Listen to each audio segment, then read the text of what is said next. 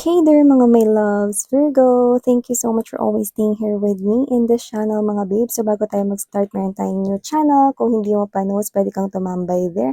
Ang Dalnim. Ang link niya na nasa description box mga babes. No, yan ay for all signs, no, collective readings. Kahit ano pang zodiac sign ninyo, welcome kayo there. So, ang content natin ngayon, no, ay aalamin natin, no, kung ano ba yung mga sinasabi ng people around you right now. Like in the present moment, recently, or whatever that is, no, what's in their thoughts, what's in their heads, no, or baka meron silang gustong sabihin sa'yo.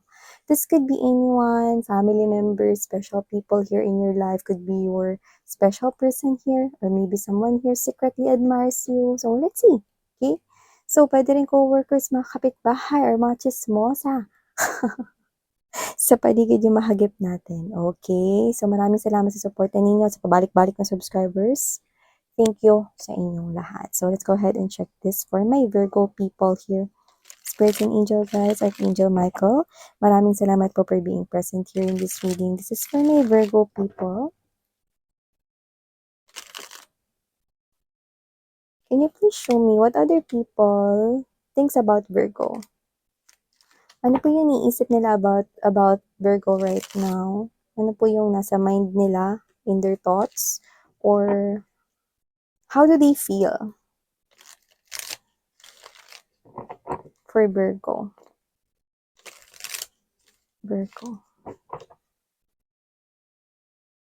Virgo, for some reason, meron dito sigurang nanonood na ano.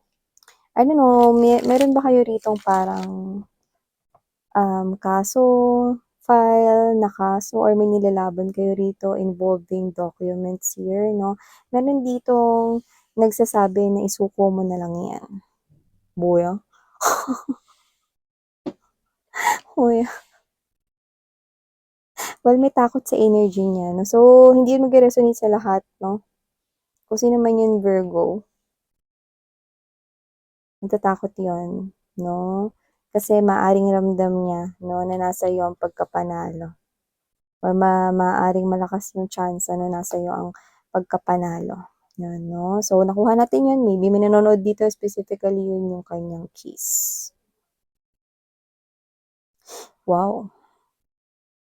Someone here, meron ba kayo ritong person na malayo sa inyo? Pwedeng parents to, or yung person na rito na minamahal kayo. Baka LDR ito, no? Nagtatrabaho siya rito para sa pamilya ninyo. So, madalas na kayong iniisip, no?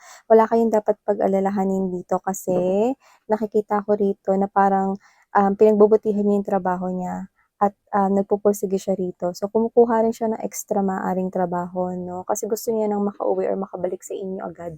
So, maaaring may pamilya na kayo nitong tao na to, pwedeng married na kayo. Yan. At kung hindi pa, posibleng gusto niya rito bumuo ng pamilya with you. So, ibig sabihin, settling down. So, pwedeng boyfriend or girlfriend niyo siya. Wala tayong gender here. LGBT, of course, mga my loves. Welcome rin kayo rito, sweethearts. So, syempre, okay? Kung sino man yung nag-iisip nito sa inyo, no, nakikita kong malayo siya rito, pero yung pagmamahal niya sa inyo ay tapat at totoo. Yeah, you've got this rare type of energy here, no? This person here miss you so much na talagang, alam mo yon, no, kung may kontrata man siyang trabaho sa ibang lugar, sa ibang bansa, gusto niya rito, no, na bilisang umuwi.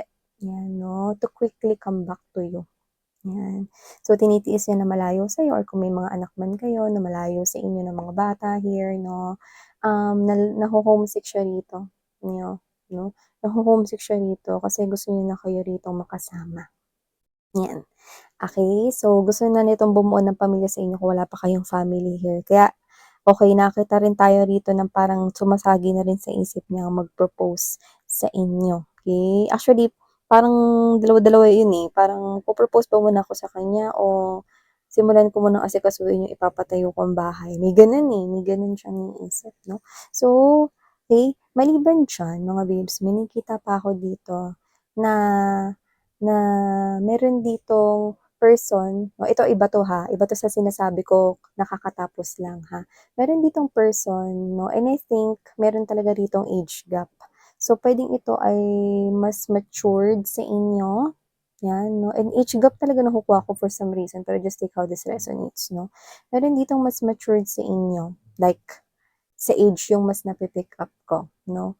Nakikita ko rito na mukhang gusto ka niya ritong bigyan ng mas mataas na puwedeng posisyon sa trabaho, baka boss mo ito, pero puwede rin naman na parang gusto ka niya ritong bigyan ng, um, mas nakakaalwan or nakakataas na pamumuhay. So, puwedeng parent vibe mo rin ito, 'yan 'no. So, by the way pala kanina balikan lang natin yung una kong sinabi 'no, hindi ko na-mention yun dun sa parent side or family side 'no. So, nakita ko rito na yung dito 'no, nakita ko rito 'no na kung sino man yung parent na yun or what 'no, nakikita ko na na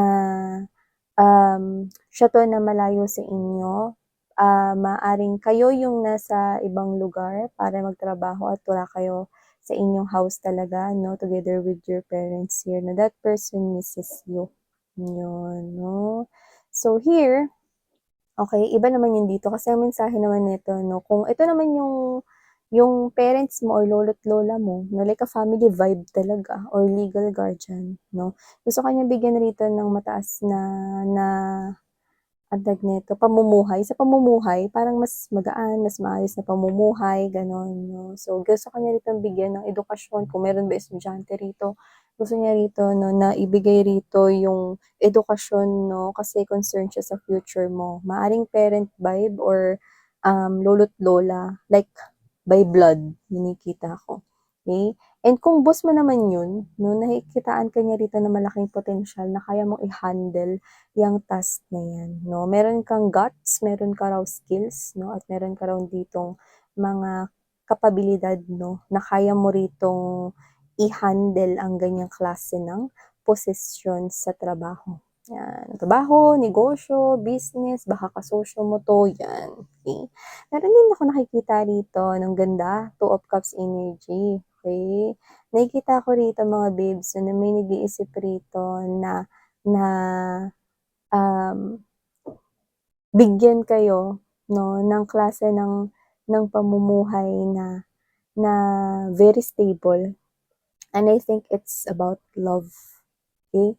I'm getting the same energies 'no, from that thing na minention ko kanina 'no, the very first na minention ko kanina 'no, kung sino man yung person na yun 'no, posibleng dagdag information ito because I'm getting and feeling the same energies 'no. That person is appearing as the Top Cups energy and the Ten of Coins, which only means 'no, na kung sino man yung individual na yun, Virgo, nakikita niya rito na na talagang ikaw na talaga. Hindi na ako aalis sa'yo, hindi na ako maghahanap ng iba. Ganun yung nakikita ko rito. Ikaw na talaga yung huli at habang buhay kong mamahalin, yun. Kaya gagawa niya yung lahat at gagawin niya yung lahat. Yung iba kung may nakikita rin ako dito 'no, na baka hindi niyo rin 'to nakikitang paparating kasi may nakukuha rin ako dito na parang hindi niya pa nasasabi sa inyo itong oportunidad na 'to sa malayo, okey? Pero naghahanda na siyang i-mention yan sa inyo. So, posible 'no, kasi timeless 'to 'no, posibleng siya 'to na naghahanda dito 'no, ng pag-alis 'no or pansamantala na, lumayo muna dahil sa trabaho, gano'n or what. Basta hindi dahil sa tampuhan or galit, hindi. Dahil sa responsibilidad or ibang ibang personal 'no, na hinaharap niya, okey, sa kanyang life. Like work yun, ganyan, or negosyo. And meron dito nakakakita sa inyo 'no, na malakas yung loob niyo humarap sa mga klase ng problema. Oo, sometimes parang nadi-distract kayo sa problema 'no, sometimes parang nai-stress kayo 'no, pero ikaw 'to na hindi ka tumatakbo sa problema. Instead na takbuhan mo 'yan, ginagawan mo raw ng solusyon. So, I think these are your friends here. 'Yan. At saka yung iba, 'pag ramdam niyong nalulungkot kayo, sinusolusyunan niyo na agad, hindi kayo nagpapalamon sa lungkot. I think these are your closest friends 'no, na nakakaisip nito. Yung parang siguro 'pag malungkot ka na inaaya mo "Uy tara, punta tayo dun sa Anek." Yung mga gano'n 'no, this is you 'no, parang tinatangay mo sila, dinadamay mo yung mga kaibigan mo, kaya maaaring sila 'to 'no or yung mga kainuman mo na nag-aano ka, okey, hindi ka yung klase ng energy na nagpapalunod sa lungkot, 'yan 'no. So, nakikita ko rito na instead na magpakalunod ka sa lungkot, eh, naghahanap ka ng solusyon sa problema mo at ang una mong ginagawa ay palakasin mo na yung loob mo. Pasiglahin mo na yung energy mo, 'yan 'no, para makaisip ka dito ng maayos. Kasi alam mo na kapag nag-isa ka, parang gano'n daw, eh, 'pag nag-isa ka siguro nasabi mo 'to sa kanila, 'pag mag-isa ka 'no, mas malaki yung tendency na parang mas mag-dwell ka sa gano'ng energy at yun yung magkaroon ng stagnation or pansamantalang paghinto 'no, 'yan. So, nakikita ko rito 'no, na meron din dito nakakapansin, siguro ang mga katrabaho mo 'no, meron silang iniisip rito 'no, na ikaw 'to na hindi ka naman uma-absent 'pag hindi na importante or hindi naman kailangan. Wow! Mabuting empleyado. Good employee, employee of the month. 'Yan 'no, so nakikita ko rito na may nakakapansin, so puwedeng mga katrabaho mo 'to or mga kasama mo sa negosyo. Puwede kasing entrepreneur ka or maybe you own here some kind of business na sa'yo. Okay, so just take how this resonates 'no. Pero yung iba katrabaho niyo 'to napapansin rito 'no na na kayo 'to na hindi kayo nag-a-absent 'no, pero I think kaklase niyo rin 'to. Kasi yung iba parang luma niyo na luma? Parang matagal mo ng kasama, eh, 'di ba? So, sino man 'tong energy na 'to, 'no, nakikita ko rito na parang noon pa lang hindi ka nagka-cutting classes dahil lang lalaro ka sa kompyuteran, ta's maglalaro ka ng Crossfire, ano, o hindi ako nagka-cutting pero naglalaro ako ng Crossfire after school. Hindi ako nagka-cutting 'no, pero aminadong naglalaro ng Crossfire. Ayan 'no, example lang yun mga babes 'no, yung Crossfire. Pero yun nga 'no, maaaring kaklase mo 'to na alam na noon pa lang ganyan ka na, hindi ka uma-absent at hindi ka nagka-cutting classes para lang sa bagay na ganun kababaw 'no. So ikaw 'to na parang bina-value mo yung study or bina-value mo yung work, 'yan. So I think someone here is ginagamit mo yung time mo raw sa makabuluhan or sa may sense na bagay, 'yan. At saka pagdating sa love daw 'no, may nakakapansin dito na bago mo sukuan yung isang person, nigagawa mo talaga lahat, like everything bago ka sumuko. So I think that could be your best friend here or baka pinsan mo rin, family, relative, okay? And I'm also picking up here someone here na ito kapitbahay niyo 'to, feeling ko. Kasi this person here talks about your, anong tawag nito, yung mga nakukuha mo, napapansin niya yung mga suot mo. I think ito yung mga kapitbahay mo 'no, simula umaga pa lang kunwari nagwawalis sa labas 'no, hanggang sa nakabalik ka na sa bahay ninyo 'no, nakatambay siya sa labas. So, puwedeng mga marites 'to. Kasi nakikita kong updated sila pero hindi nila na-validate yung kanilang information, you know what I'm saying? Nakikita ko na marami silang napapansin sa'yo pero parang yung information na yun is galing lang sa kung ano yung nakikita nila pero hindi ka nag-o-open sa kanila, gano'ng klase ng energy. So kunwari, nakikita nila na everyday yung outfit mo is, nakasuot ka ng mga branded, sabihin natin gano'n 'no. Yun yung alam nila kasi yung nakikita nila. Tapos sila na yung parang gumagawa ng ibang mga thoughts sa isip nila na, "Ay baka ano 'to, eh, baka na-promote 'to, ay baka nakapang-boyfriend or girlfriend 'to ng ano, eh, mayaman," mga gano'n. So, marami silang mga gano'n na wala naman silang basis talaga. Wala naman talagang proof or evidence. So, I think 'no, nakikita ko rito na itong mga ito 'no, na nasa thoughts nila na nakakapansin rito na parang nagiging ano ka 'no, um, nag-i-improve. Actually, naggo-glow yung binibigay nila 'no, naggo-glow yung aura mo or ikaw 'to na baka gumaganda ka lalo, gumagwapo ka lalo, mga ganyan 'no. Mas napapansin ka nila rito 'no, physically attractive ka. So, dahil dun ang nakakaloka lang, nakakapag-isip sila ng, "Ay baka nakapangasawa 'to ng mayaman, hindi kaya may boyfriend 'to or girlfriend na ano, AFAM?"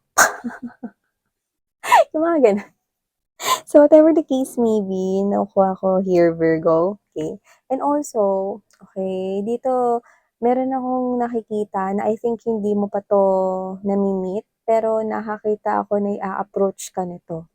Parang hinahanda niya lang yung mga parang mga kailangan niya rito sa pagpunta niya sa'yo. Hindi ko nakukuha na ex mo 'yan or hindi ko rin nakukuha na kilala mo na 'to. Pero maaaring narinig ka na niya or alam na siya ng information about you. Hala, miss yan, sino yan? Mag-offer ba yun ng encyclopedia sa akin?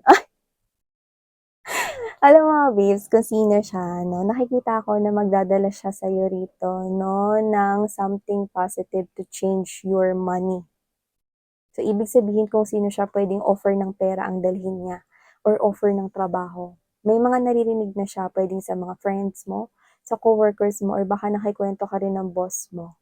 Okay? So, pwedeng hindi pa kayo nagmi-meet in person, pero nakikita ko na nagpaplano siya rito mag-offer ng something great when it comes to money and coins. Wow! Okay? So, why not hear that out, no? If this person here takes a move, parang naghihintay siya rito ng right schedule to do that. Okay? So, wag kang magulat pag may gustong parang mag-meeting sa'yo and then your friend or your boss or coworker here told you that. Okay? So, yeah, these are all the messages we've got right here for you, Virgo, my loves.